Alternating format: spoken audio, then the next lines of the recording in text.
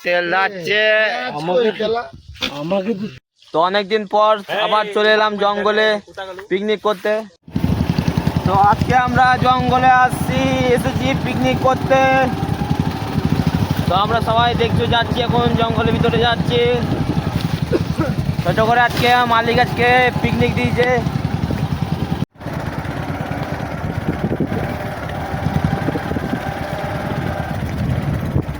তো অনেকদিন পর আবার চলে এলাম জঙ্গলে পিকনিক করতে।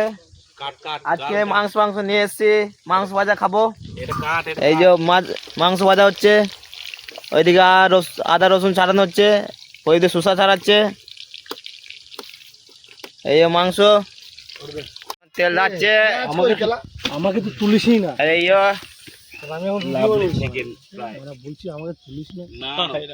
তুমি ভাইরাল বয় এখন। মাংস খাচ্ছি আমাদের আহত ব্যক্তিকে।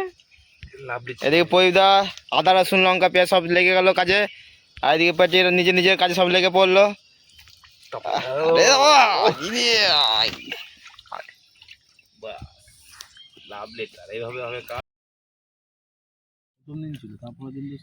তারপরে আমি বললাম যে দাদা ওকে আমি কিছু বলি না, আমি খেপে গেলে